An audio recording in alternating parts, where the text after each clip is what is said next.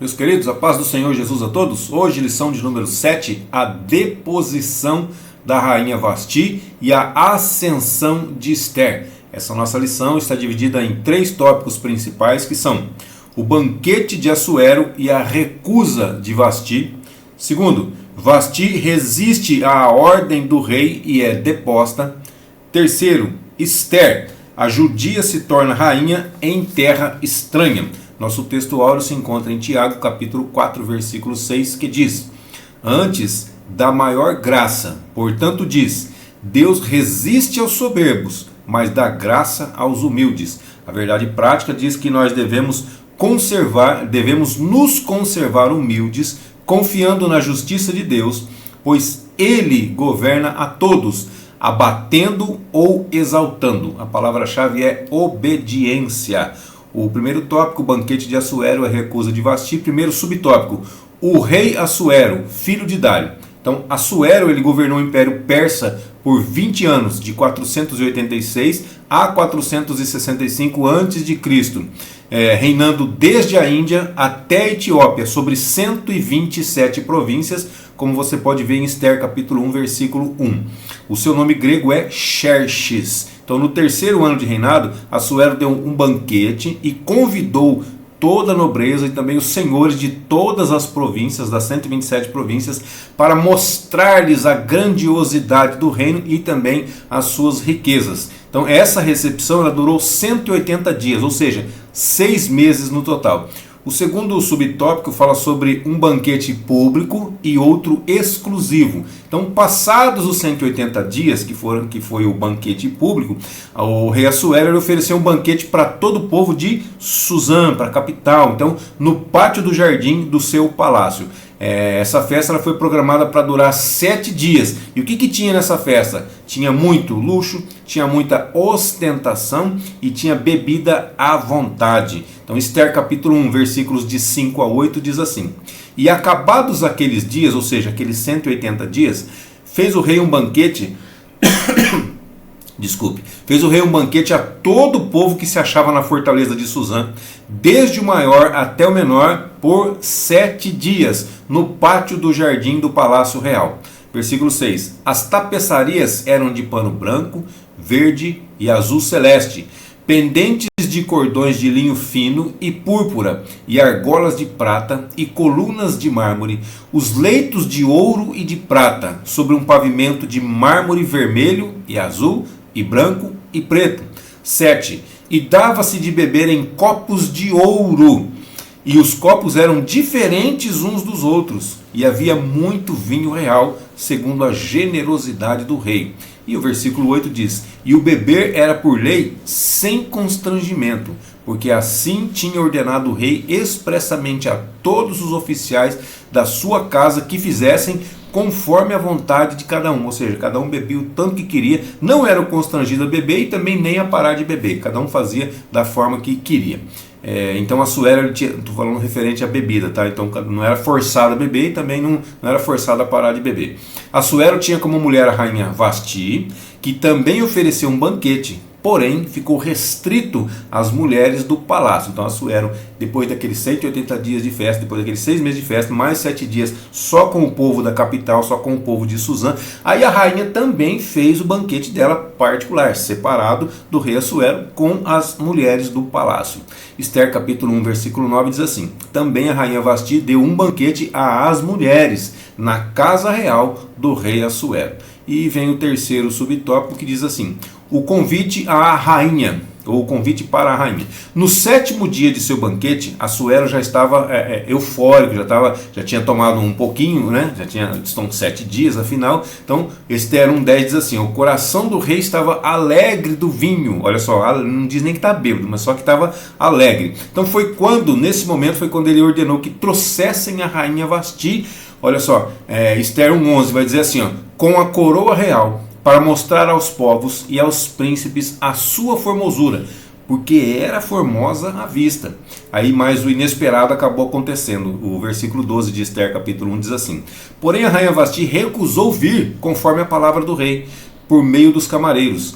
Assim o rei muito se enfureceu, acendeu nele a sua ira. Então, peraí, o rei chamou os seus camareiros, mandou ir chamar a rainha Esther para que ela viesse, para que ela desfilasse, para que todos vissem a sua beleza. Então, já não bastava, ele está mostrando, ele está se aparecendo com tudo que tinha no reino, copos de ouro, olha só, o piso todo de mármore, as camas eram de ouro. Rapaz, o negócio era pomposo, era cheio de... Então o camarada, como se não bastasse isso daí, com as coisas, com os objetos, ainda foi fazer com a mulher também. Ela queria também, além de mostrar as coisas, ainda queria mostrar a mulher também, que tudo era bonito, tudo era formoso, que ele era o cara. Aí o resumo desse... Porém, a mulher do cara não quis obedecer a ele, não quis fazer o que ele queria. O resumo desse tópico diz assim: o rei ordena a rainha Vasti para o acompanhar, a fim de que a sua formosura fosse mostrada aos convivas ou aos convidados, e a rainha não aceita. O segundo tópico fala sobre Vasti resiste à ordem do rei e é deposta.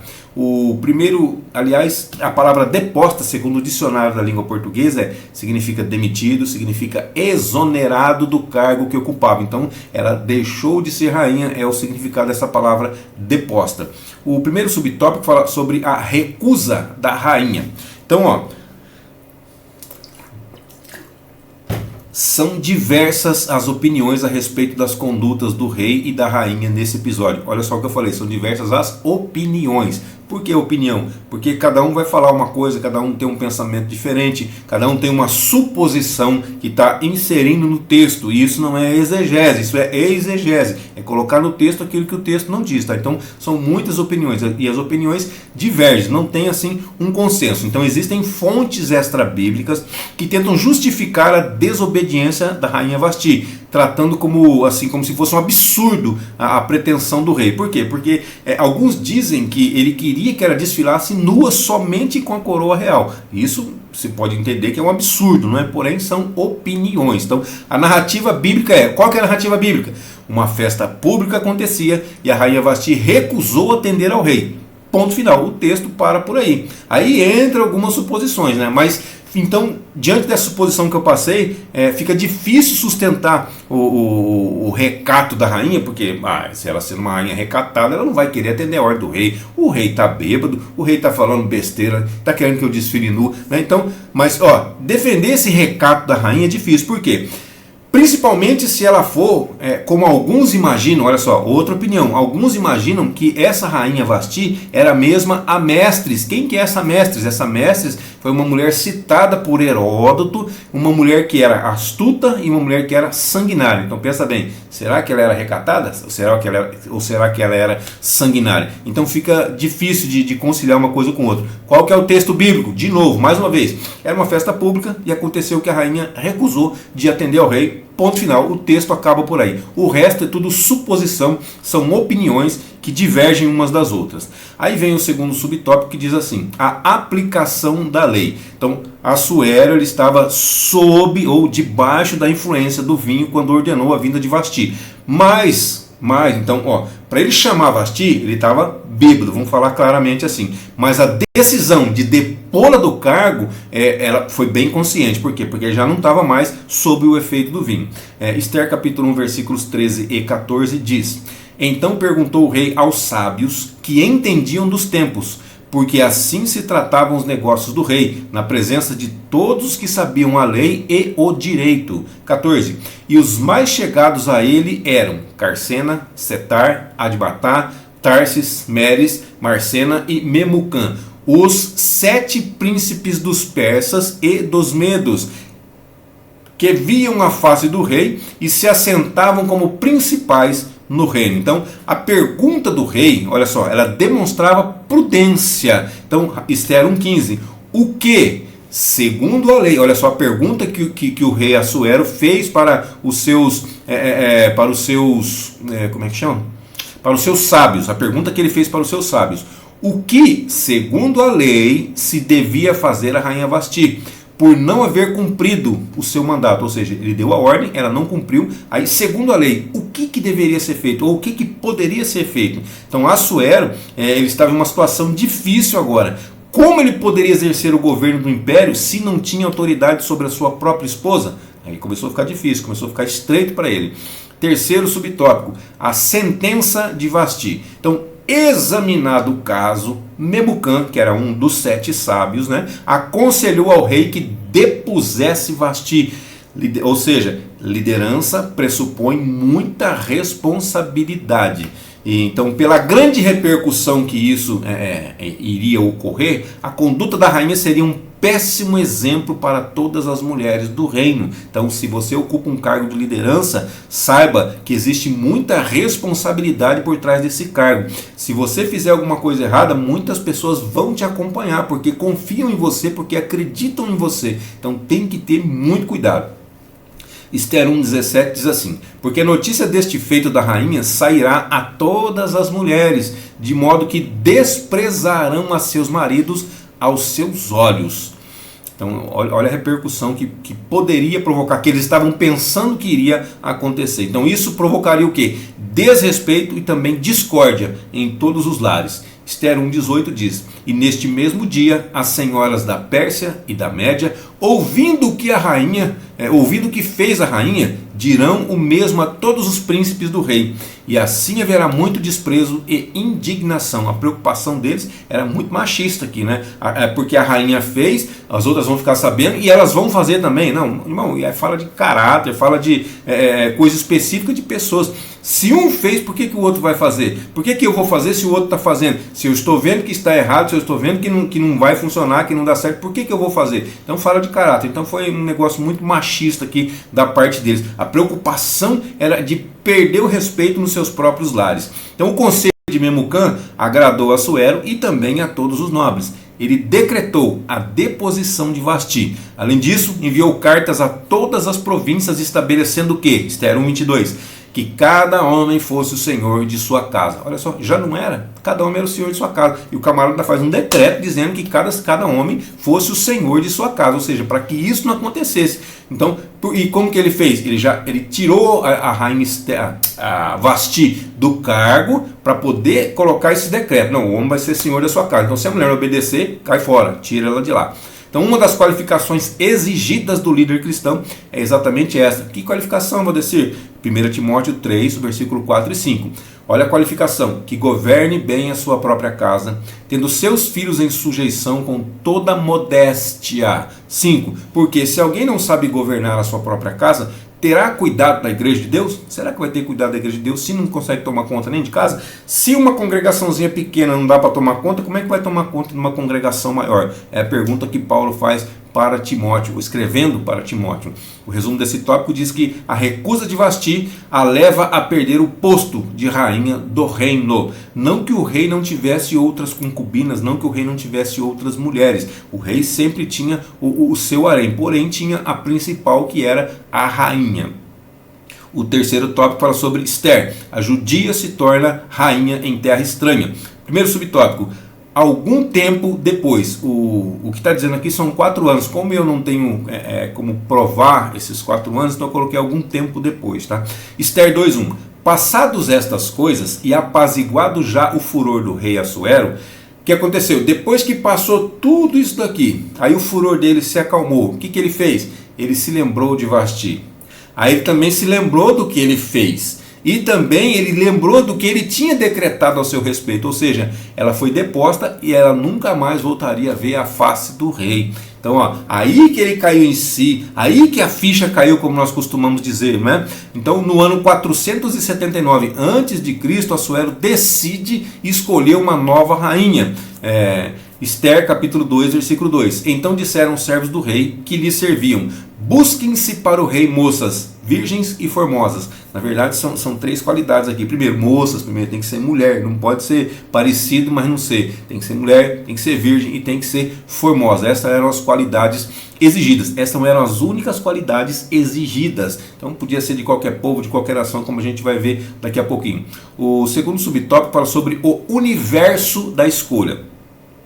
Então Assuero ele governava um império que vinha de longas sucessões, né, de ascensões familiares da Média e da Pérsia. Mas mesmo assim ele decidiu escolher uma rainha dentre as moças de todas as províncias do reino, porque eles ficavam só entre eles ali, todos os familiares, toda a sua ascendência veio dessa maneira. Mas ele não, ele decidiu expandir o negócio e dentre essas 127 províncias fazer a escolha da sua rainha. Então não tinha restrição quanto à origem étnica, quanto à origem racial, não tinha nenhuma restrição.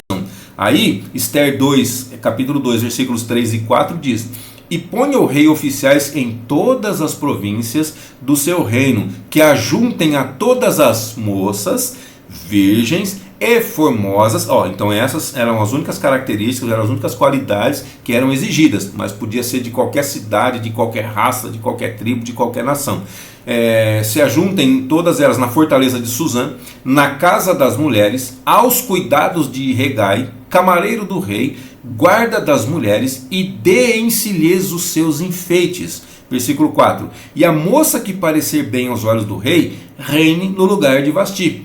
E isto pareceu bem aos olhos do rei, e ele fez assim. Então, presta atenção, quando Deus dirige o processo, nenhum detalhe fica esquecido. Olha o que diz em Esther, capítulo 2, versículos do 7 ao 9.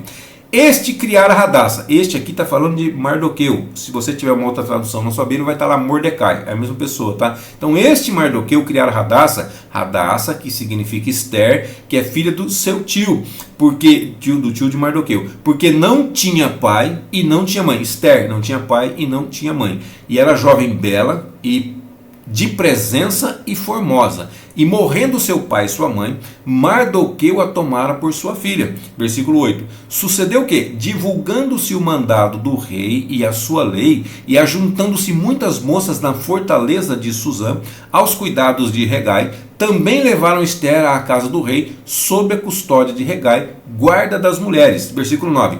E a moça pareceu formosa aos seus olhos, aos olhos de Hegai. O rei ainda não tinha visto. Então Hegai, que era o que cuidava, já achou a moça bonita.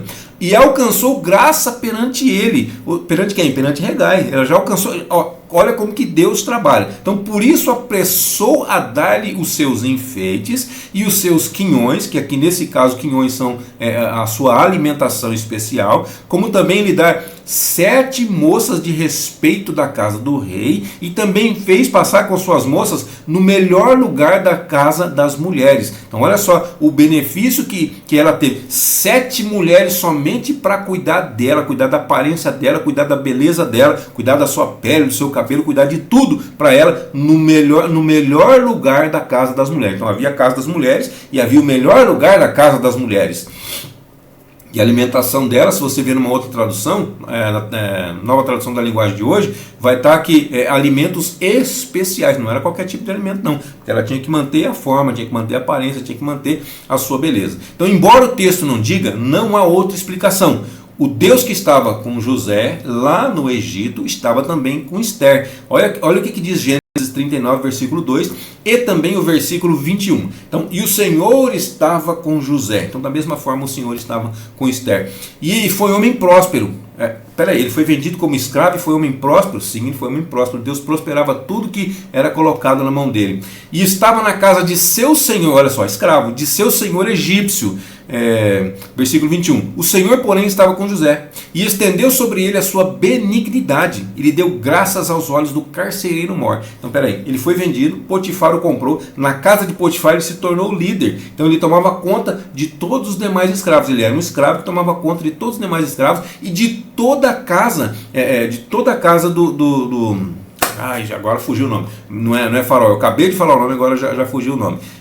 De Potifar. Então ele cuidava de toda a casa de Potifar. A única restrição que ele tinha era a mulher de Potifar. Ele não podia tocar na mulher de Potifar. O resto ele tomava conta de tudo. O senhor dele nem ficava sabendo de nada. E o 21, depois que ele foi lançado na prisão por conta de uma falsa acusação, na prisão ele já alcançou graça aos olhos do carcereiro mor, que também deixou ele tomando conta de tudo. Irmão, o camarada estava preso, ele tinha a chave da cadeia, ele podia fugir, ele podia ir embora, não.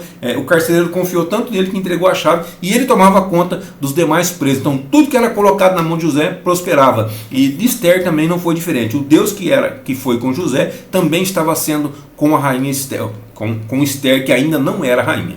O terceiro subtópico fala sobre a obediência de Ester. Então Mardoqueu ele ordenou a Ester que não declarasse qual era o seu povo e qual era a sua parentela. Ester capítulo 2, versículo 10. Ester, porém, não declarou o seu povo e a sua parentela, porque Mardoqueu lhe tinha ordenado que não o declarasse. Então Mardoqueu deu ordem para ela não fazer. Agora, qual foi a razão dessa ordem? Nós não sabemos ao certo. Já que não tinha restrição de povo, de etnia, de raça, não tinha nenhuma restrição, a gente não sabe por que dessa ordem que ele deu. Então, mesmo sem entender o motivo dessa restrição, Ester obedeceu à risca. Mordecai ordenou, e como seu pai, né, porque ele que a criou, ele é seu primo, mas como ele a criou, ela obedeceu à risca essa ordem. Então, Mardoqueu demonstrava preocupação com o bem-estar de Ester. Está lá em Ester 2,11, diz assim: e passeava Mardoqueu cada dia, pensa bem, todos os dias, diante do pátio da casa das mulheres, para se informar de como Ester passava e também saber o que lhe sucederia, ou o que acontecia com ela. Então havia um respeito mútuo de ambas as partes. Então, cumpridos os 12 meses, olha só, depois que as mulheres foram para a casa das mulheres, todas essas 127 províncias, ajuntou as moças virgens e bonitas e foram colocadas nessa casa, passaram por um processo de purificação, segundo eles. Então depois foram cumpridos 12, ou seja, foi um ano, passou-se um ano, 12 meses de preparação. Chegou a vez de Ester, ou seja, cada noite uma mulher adentrava o quarto do rei para ficar com ele, para que ele pudesse conhecê-la melhor e também escolher a sua rainha. Então chegou a vez de Ester ser levada à presença de Assuero. Ester 2,17 diz: e o rei amou Ester mais do que todas as mulheres, e ela alcançou perante ele graça e benevolência mais do que todas as virgens, e pôs a coroa real na sua cabeça e a fez rainha em lugar de Vasti. Será que isso é Deus ou não é? O resumo desse tópico diz que a jovem judia Ester é levada ao posto de rainha numa terra estranha. E a conclusão da nossa lição diz que Ester havia chegado ao posto em que, no tempo oportuno, seria um instrumento para cumprir os propósitos divinos. Então, o diabo está pensando em uma coisa lá na frente, Deus já se antecipou e já está mais na frente do que ele, já está vários passos na frente dele. Então, somente ele conhece de antemão todos os acontecimentos futuros, como diz Isaías 46, versículos 9 e 10. Lembrai-vos das coisas passadas desde a antiguidade, que eu sou Deus e não há outro Deus, não há outro semelhante a mim. 10.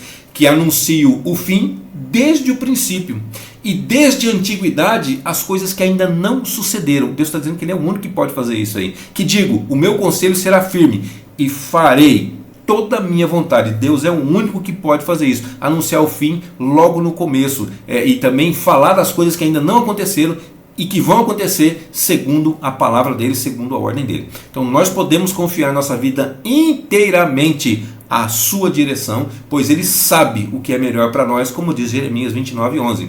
Porque eu bem sei os pensamentos que tenho a vosso respeito, diz o Senhor, pensamentos de paz e não de mal, para vos dar o fim que esperais. Amém, queridos? Deus abençoe sua vida, sua saúde, seu ministério, suas finanças, e até a nossa próxima aula, se assim Deus nos permitir.